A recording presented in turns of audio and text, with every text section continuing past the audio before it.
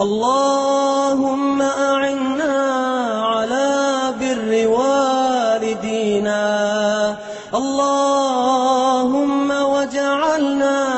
بارين بهما واصلين لهما، اللهم أعنا على الطاعة لهما دائما وأبدا، والدعاء لهما في حياتهما ومماتهما،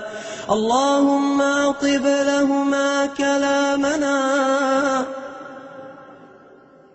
واخفض لهما جناحنا يا رب العالمين، اللهم واجعلنا لوالدينا هينين لينين سمحين حبيبين يا رب العالمين، اللهم ومن مات منهما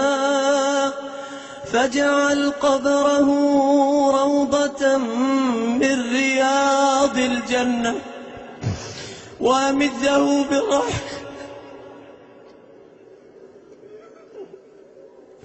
وأمده بالروح والريحان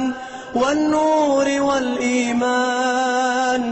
يا عزيز يا رحمن يا رب العالمين، اللهم يا من علت له الوجوه وخشعت له الأصوات ووجلت له القلوب، اغفر اللهم لموتانا ولجميع موتى المسلمين الذين شهدوا لك بالوحدانية ولنبيك بالرسالة وماتوا على ذلك،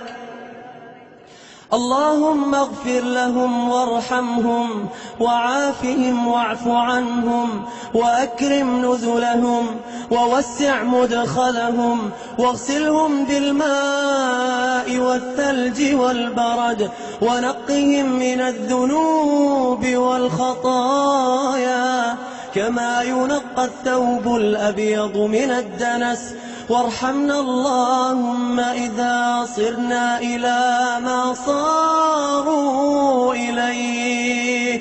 تحت الجنادل والتراب وحدنا، من لنا يا إلهنا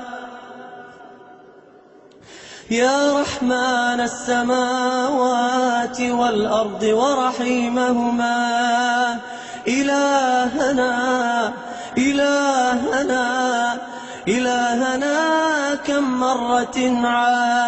عاهدناك على التوبة ونكثناها، وكم مرة تبنا إليك فانقلبنا عنها، إلهنا ما أعظمك